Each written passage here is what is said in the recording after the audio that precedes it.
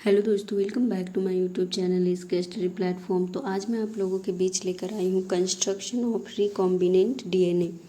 तो वीडियो को देर ना करते हुए चलिए हम लोग शुरू करते हैं। क्या होता है कंस्ट्रक्शन, कैसे होता है रिकॉम्बिनेंट डीएनए का, वो देखते हैं।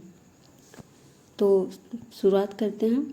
The technology used for producing artificial DNA through the combination of different genetic material from different source is referred to as recombinant DNA technology। यहाँ पे शॉर्ट में लिखा हुआ है RDT। RDT is popularly known as genetic engineering. और ये एक ऐसा टेक्नोलॉजी है जिससे एक आर्टिफिशियल डीएनए जो होता है, आर्टिफिशियल डीएनए का यूज करके और मतलब बहुत सारा जो जेनेटिक मटेरियल्स होता है उस सब का कंबाइन करके और रिकॉम्बिनेंट डीएनए, एक नया डीएनए बनाया जाता है। और ये क्या होता है, ये जेनेटिक इंजीनियरिंग के नाम से जाना जाता है।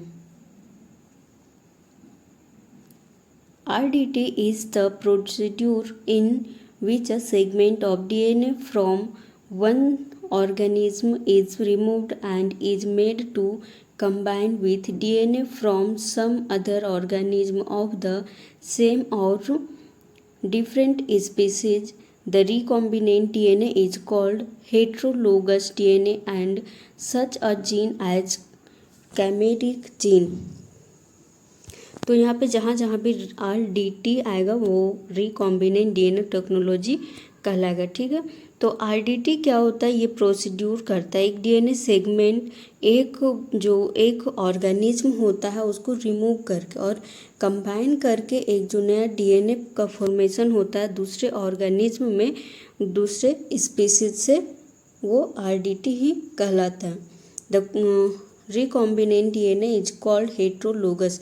और जो वो रिकॉम्बिनेंट डीएनए होता है वो हेट्रोलोगस डीएनए कहलाता है, या फिर उसको हम लोग कैमेरिक जीन भी कह सकते हैं। The technique mainly used to change the phenotype of an organism when a genetically altered factor is introduced and integrated into the genome of the organism. और ये टेक्निक मेनली यूज किया जाता है फिनोटाइप ऑर्गेनिज्म में। क्यों? तो ये genetically जो वेक्टर्स होते हैं उनको इंट्रोड्यूस करने में, यानी कि उसमें यूज करने के लिए, जीनोम जो ऑर्गेनिज्म होता है उसके जीनोम में यूज करने के लिए इस टेक्नोलॉजी का यूज किया जाता है। Discoveries responsible for RDT। तो क्यों ये जो RDT के लिए कौन सा डिस्कवरी रिस्पॉन्सिबल है वो हम लोग देखेंगे। तो पहला यहाँ पे denaturation and renaturation of DNA, दूसरा है artificial synthesis of gene in vitro, तीसरा है डिस्कवरी ऑफ रेस्ट्रिक्शन एंजाइम, चौथा है जीन स्प्लिसिंग और जीन क्लोनिंग टेक्निक। तो यहाँ पे ये इसका छोटा सा डायग्राम है। उसके बाद यहाँ पे 1 बाय 1 करके जो वहाँ टेक्निक्स दिया हुआ था ऊपर, उसको हम लोग पढ़ेंगे। तो पहला यहाँ पे denaturation and renaturation of DNA. The two strand of DNA easily separate on heating by the breakdown of hydrogen bond between their nitrogenous bases is called denaturation. तो जब दो डीएनए स्ट्रैंड के बीच में जब हीट करने पर जो उसका हाइड्रोजन बॉन्ड होता है वो टूट जाता है और उसके बीच जो नाइट्रोजेनस बेसिस होता है उसमें वही प्रोसेस जो होता है वो डीनेचुरेशन कहलाता है। Phosphodiester bond are not broken by denaturation. Phosphodiester bond denaturation के द्वारा ब्रेक नहीं होता है। On cooling, the two complementary strand reunite to form double strand DNA called renaturation। और जब जैसे हीट करने के बाद ये जब हम लोग हीट कर देते हैं तो वो डीनेचुरेशन कहलाता है, ठीक है। यहाँ पे जैसे आप लोगों ने देखा कि जो 2 स्ट्रैंड डीएनए होता है उसको हम लोग हीट करते थे, हीट करने के बाद वो ब्रेक डाउन हो जाता है और टूट जाता है, सिंगल स्ट्रैंड हो जाता है। लेकिन फिर उसको जब हम लोग कूल कर देते हैं, कूलिंग करते तो कम्प्लीमेंट्री स्ट्रैंड बनता है, बोले तो एक डबल स्ट्रैंडेड डीएनए का फॉर्मेशन होता है और वो कहलाता है रीनेचुरेशन।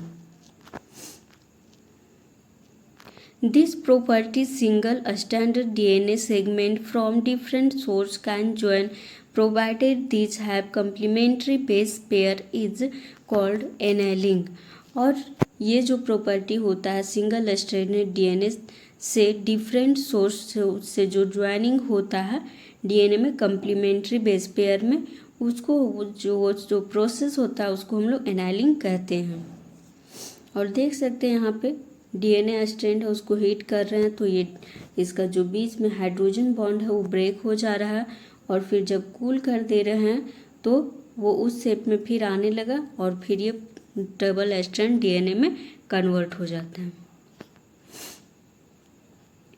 तो यहाँ जो ऊपर बनाया हुआ उसी का यहाँ पे नीचे छोटा सा मतलब बोले तो पाई चार्ट के रूप में दिया हुआ है। जैसे पहले डबल स्ट्रैंडेड डीएनए है, उसके बाद उसको हीट एट हायर टेम्परेचर में हीट करने पर वो डीनेचुरेशन से सिंगल यहाँ एस का मतलब है सिंगल स्ट्रैंड डीएनए, ठीक है, उसमें कन्वर्ट हो जाएगा। उसके बाद फिर जब हम लोग उसको कूल करेंगे तो फिर से वो जब रीनेचुरेशन का प्रोसेस होगा तो उसमें डबल स्ट्रैंड डीएनए का फॉर्मेशन हो जाएगा।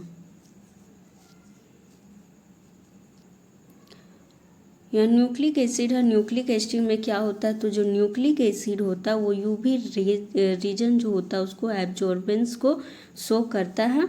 और यहाँ पे फिर डबल स्टैंडर्ड डीएनए है, उसके बाद वो कम्पैक्ट होता है और फिर वो लेस एब्जॉर्बेंस को शो करता है।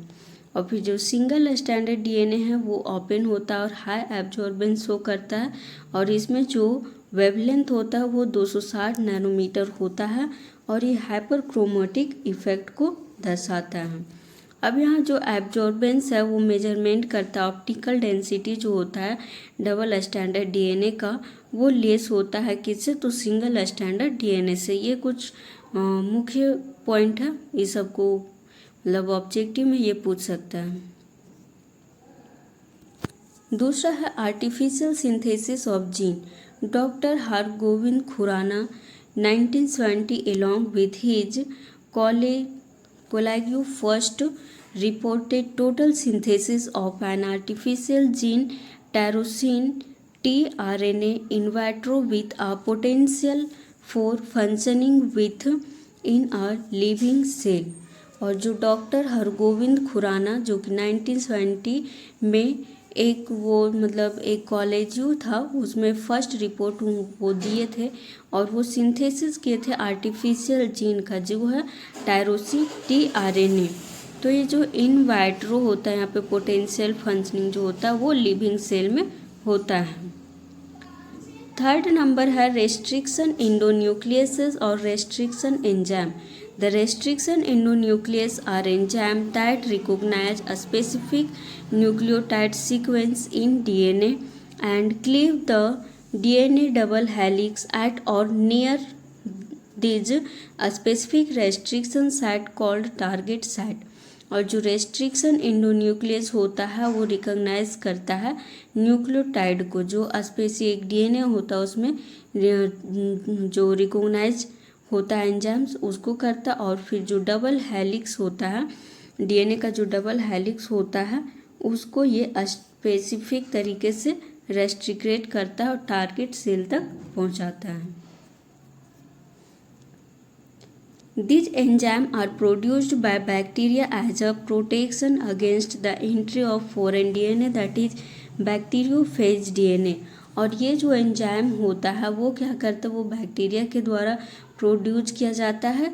इसलिए किया जाता है क्योंकि जो फॉरेन डीएनए होता है उसको प्रोटेक्शन उसको सुरक्षा प्रदान करता है bacteriophage DNA. These were first reported by W. Arbour in 1962 who noticed that when DNA is a bacteriophage entered the host bacterium it was cut into a smaller pieces। और ये सबसे पहले रिपोर्ट किए थे W. Arbour, ठीक है, W. Arbour नाम के साइंटिस्ट थे। उन्होंने फर्स्ट पहली बार रिपोर्ट किया था 1962 में और ये नोटिस क्या किए थे कि जो डीएनए का जो बैक्टीरियोफेज होता है वो बैक्टीरियम जो होता है उसके होस्ट में इंटर करता है और ये जो बैक्टीरियम होता है उसको स्मॉल पीसेस में कट कर देता है। Isolation of restriction enzyme from E. coli by Michelson and Yuan and Hind2 restriction enzyme from bacterium Haemophilus influenza by Kelly and Smith in 1970 were responsible for real breakthrough in RDT। और यह isolation होता है जब restriction enzyme का, तो वो इक्लाई के द्वारा होता है। ये मिशेल्सन और युआन का कहना है, ये दो साइंटिस्ट है। और जब हिंड2 का रेस्ट्रिक्शन एंजाइम होता है जो कि बैक्टीरिया हेमोफिलस इन्फ्लुएंजा के द्वारा होता है, ये कैली और स्मिथ ने 1970 में कहा था। और ये रिस्पॉन्सिबल भी होता है जो रियल रिकॉम्बिनेंट डीएनए टेक्नोलॉजी होता है उसके ब्रेकिंग के लिए। फोर्थ है जीन स्प्लिसिंग और isolation of DNA. Several techniques have been developed to isolate और सिंथेसिस द डिजायर्ड जीन और द डीएनए फ्रेगमेंट्स। तो यहाँ पे बहुत सारे ऐसे टेक्निक्स हैं जिससे एक आइसोलेट डीएनए जो सिंथेसिस करना है डिजायर्ड डीएनए जीन का और डीएनए फ्रेगमेंट का, उसको हम लोग सिंथेसिस कर सकते हैं। तो पहला है fragmentation of DNA by cleaving with restriction enzyme, दूसरा है artificial synthesis of gene and तीसरा है synthesis of DNA. Fifth number है जीन क्लोनिंग। तो जीन क्लोनिंग में क्या है, joining of foreign DNA fragment to a cloning vector. तो ये क्या होता है, इसमें क्या है, the isolated foreign DNA fragment to create a recombinant DNA. तो जो यहाँ पे फॉरेन डीएनए फ्रेगमेंट होता है वो जॉइन होता है क्लोनिंग वेक्टर में और एक रिकॉम्बिनेंट डीएनए का क्रिएट करता है। The vector is cut open with the help of restriction endonuclease. The foreign DNA is inserted into the vector and cut end are then sealed by DNA ligase. और जो vector होता है यहाँ पे वो कट करके ओपन हो जाता है रेस्ट्रिक्शन एंडोन्यूक्लियस के द्वारा और फॉरेन डीएनए इंसर्ट हो जाता है वेक्टर में और जो कट वाला एंड होता है उसमें सील्ड हो जाता है डीएनए लाइगेज के द्वारा। Introduction of recombinant DNA into host cell.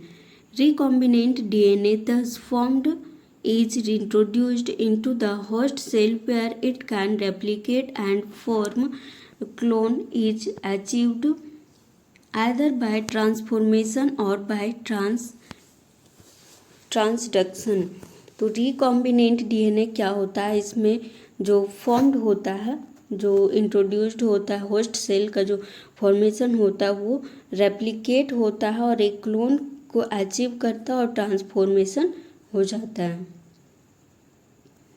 Third है formation of clones of recombinant DNA. The transformed bacterial cell containing recombinant plasmid multiply on culture forming clone of transferred cell. तो यहाँ पे transformed bacterial cell जो होता है वो contain करता है रिकॉम्बिनेंट प्लाज्मिड मल्टीपल कल्चर को और वो ट्रांसफॉर्म करता है क्लोन्स में।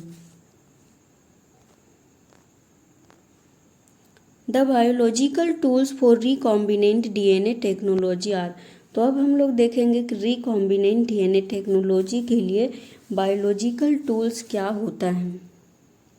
तो पहला है enzyme following type of specific enzyme are involved in recombinant DNA technology. और इसी तरह से बहुत तरह के जो एंजाइम्स होते हैं वो ये रिकॉम्बिनेंट डीएनए टेक्नोलॉजी के लिए इन्वॉल्व होते हैं।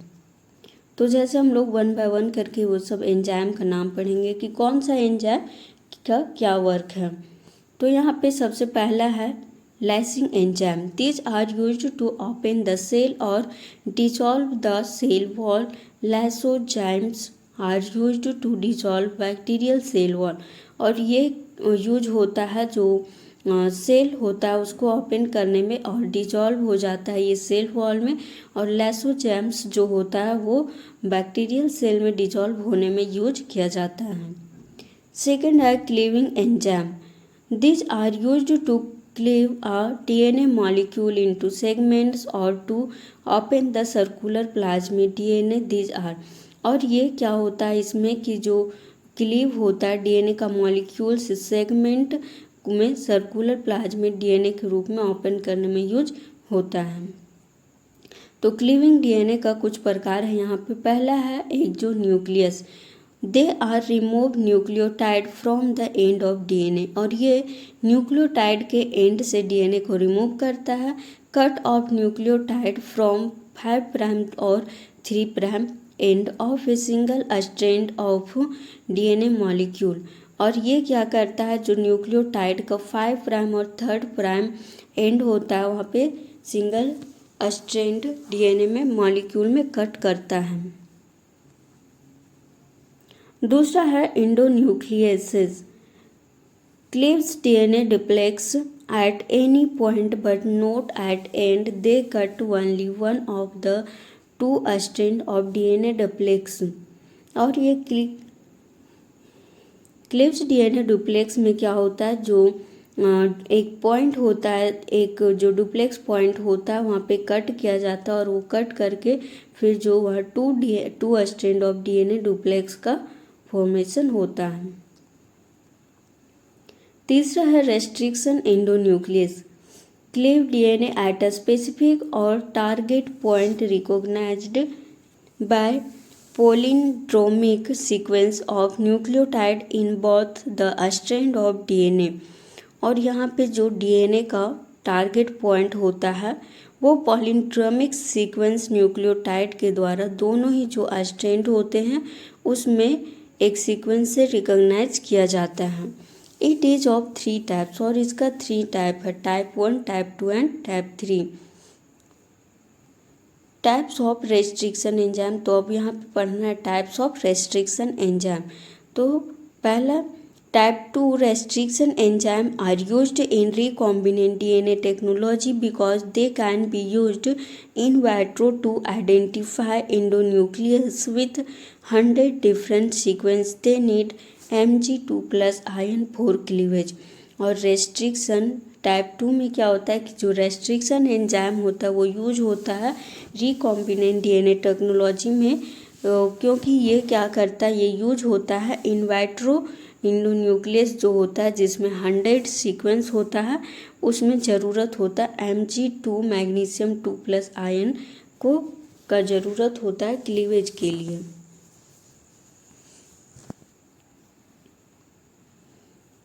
अब ये पैलेंड्रोमिक डीएनए सीक्वेंस क्या होता है वो देख लेते हैं। तो palindromic sequence of nucleotide occurs when complementary strand of DNA read the same in both direction from 5 prime to end और 3 प्राइम एंड। तो पैलेंड्रोमिक सीक्वेंस क्या होता है, ये न्यूक्लियोटाइड में का एक अकर होता है और ये कम्प्लीमेंट्री स्ट्रैंड डीएनए में रीड किया जाता है, और ये सेम होता है जो डायरेक्शन होता है 5 प्राइम से 3 प्राइम डीएनए में उसी की तरह होता है। स्टिकी एंड और ब्लंट एंड, तो यहाँ पे अब ये कुछ डायग्राम है।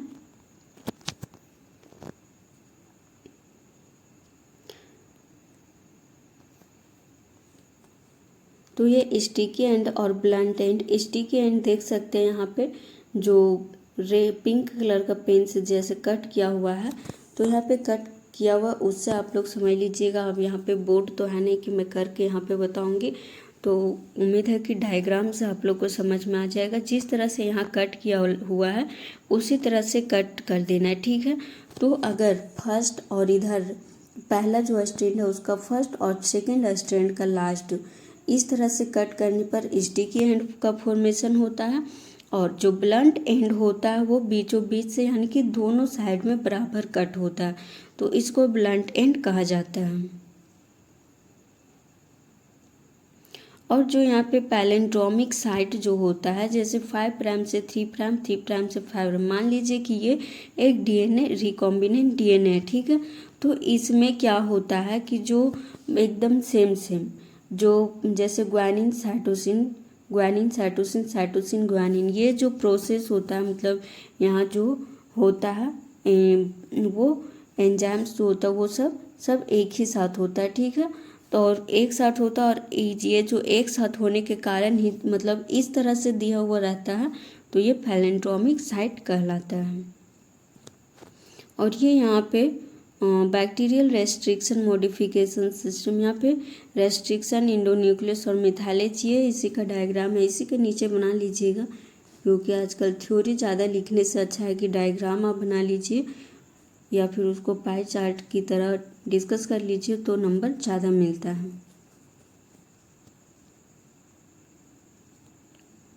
नेक्स्ट है सिंथेसाइजिंग एंजाइम और सिंथेटेज।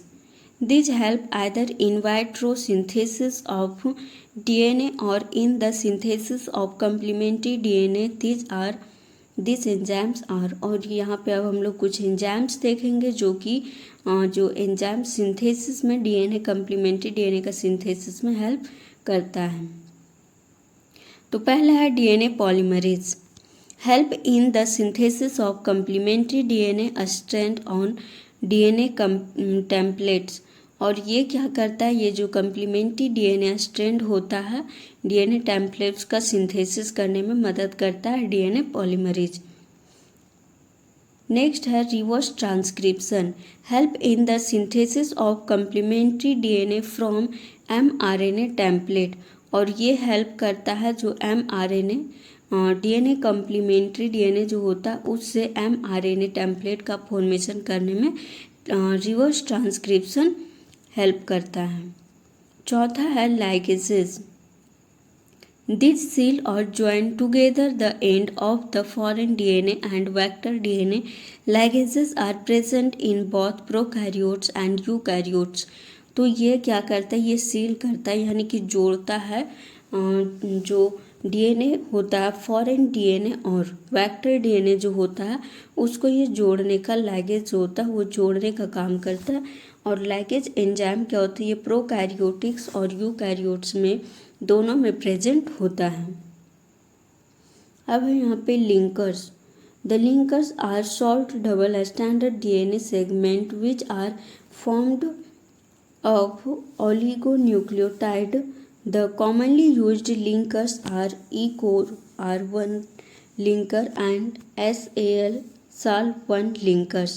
तो यहाँ पे जो लिंकर होता है वो short double standard DNA segment होता है जो कि जो ओलिगोन्यूक्लियोटाइड्स का फॉर्मेशन करने में हेल्प करता है। और ये commonly linkers E-core R1 linkers और SAL1 लिंकर्स में हेल्प करता है।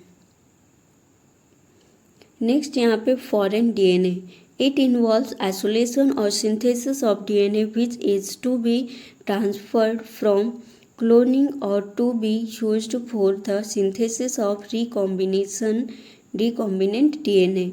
ये क्या करता है, ये डीएनए सिंथेसिस में इन्वॉल्व होता है और ये ट्रांसफर्ड करता है, क्लोनिंग जो होता है उसको सिंथेसिस, जो रिकॉम्बिनेंट डीएनए का सिंथेसिस होता है उसमें ट्रांसफ़र करता है।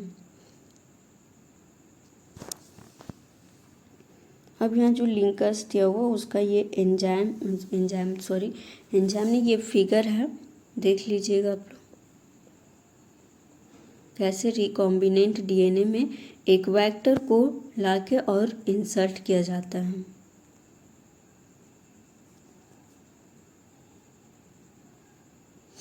अब हम लोग देखेंगे कि रिकॉम्बिनेंट डीएनए टेक्नोलॉजी का मैकेनिज्म कैसे होता है।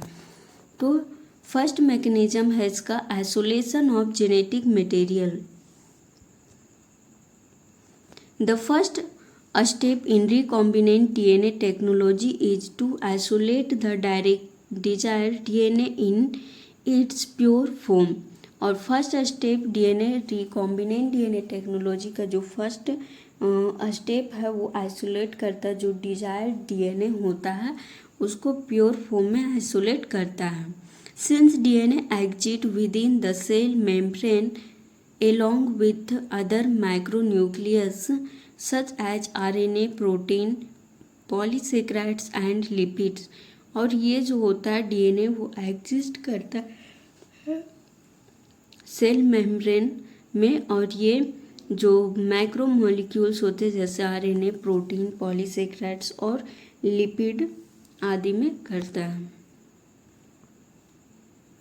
It involves enzyme, lysozymes, cellulose, chitinase, ribonuclease and proteases, और इसमें जो एंजाइम्स वो लाइगेसेस, सेलुलोज, कैटिनेज और राइबोन्यूक्लियस और प्रोटीएस, इन तरह का एंजाइम पाया जाता है। Other macro molecules are removal with other enzyme और ट्रीटमेंट, तो और जो माइक्रो मॉलिक्यूल्स होते हैं वो एक तरह से दूसरे जो एंजाइम्स होते हैं उसके रिमूवल में ट्रीटमेंट का काम करता है। The addition of ethanol causes the DNA to precipitate out as fine threads, और यहाँ पे क्या होता है जब हम लोग जो DNA प्रेसिपिटेट होता है तो उसमें जब इथेनॉल का एडिशन करते तो वो एक थ्रेड्स की तरह बन जाता है।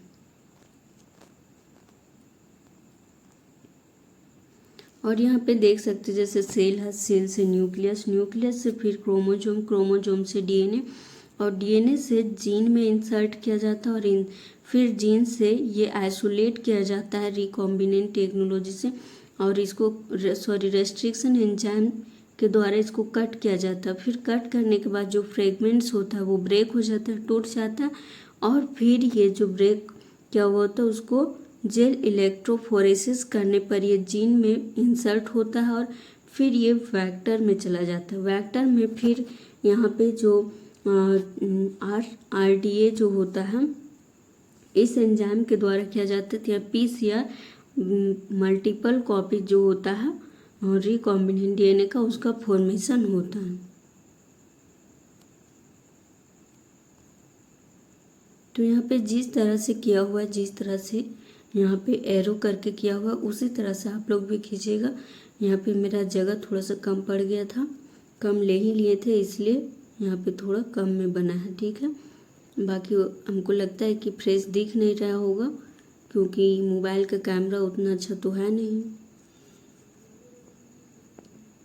और फिर ये जो छोटा सा डायग्राम है इसको भी आप लोग बना लीजिएगा।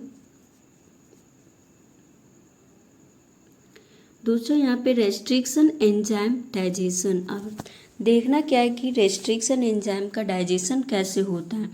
तो restriction enzymes act as molecular scissor that cut DNA at a specific location. Restriction enzyme जो है वो सीजर यानी कि एक कैंची की तरह काम करता है और ये डीएनए के स्पेसिफिक लोकेशन में कट करने का काम करता है। They involve the incubation of the purified DNA with the selected restriction enzyme। और ये क्या करता है, जो प्यूरिफाइड डीएनए होता है उसमें रेस्ट्रिक्शन एंजाइम का जो साइट होता है उसको इंक्यूबेट करके और इन्वॉल्व करके एक प्यूरिफाइड डीएनए बनाता है। The vectors DNA is also processed using the same procedure. और जो वेक्टर डीएनए होता है वो इसी प्रोसेस से वो भी किया जाता है। इम्प्लीकेशन यूजिंग पीसीआर, ठीक है। पीसीआर का यूज करके इम्प्लीकेशन कैसे करेंगे वो देखते हैं।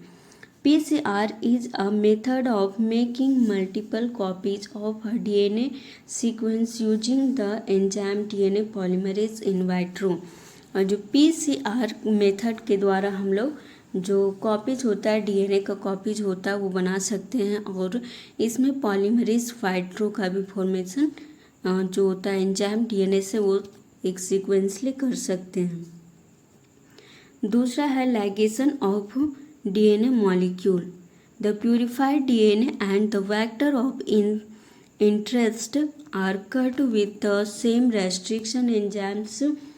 This give as the cut fragment of DNA and the cut vectors।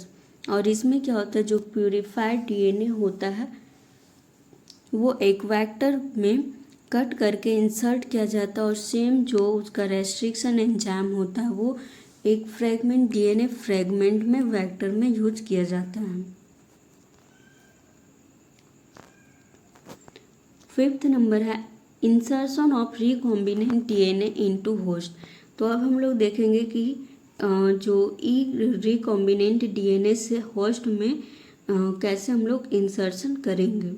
The recombinant is introduced into a recipient host cell, mostly a bacterial cell, that this process is transformation.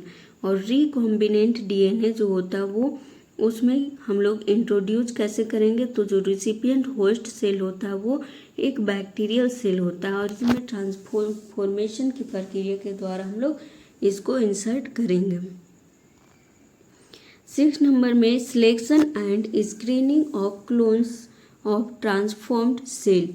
और यहाँ पे जो selection कैसे होता है वो देखेंगे। The bacterial cell with recombinant DNA are selected and isolated from bacterial population either by immunological method or nucleic acid hybridization method।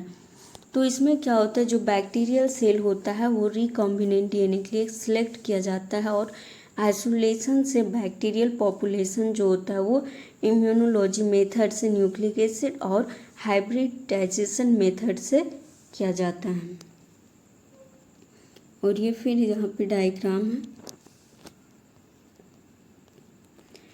अगर आप लोगों को कहीं भी दिक्कत होता है तो आप मुझे डायरेक्टली मैसेज कर सकते हैं, मतलब कि आप कमेंट कीजिएगा, मैं बता दूंगी।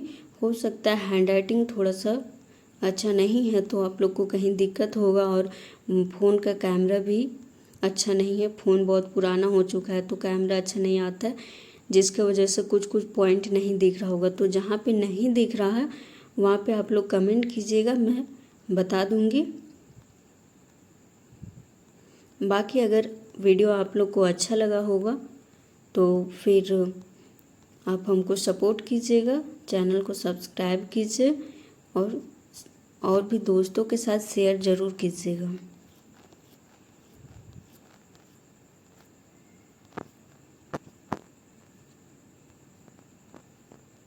तो चलिए दोस्तों, मिलते हैं अगली वीडियो में, तब तक के लिए धन्यवाद।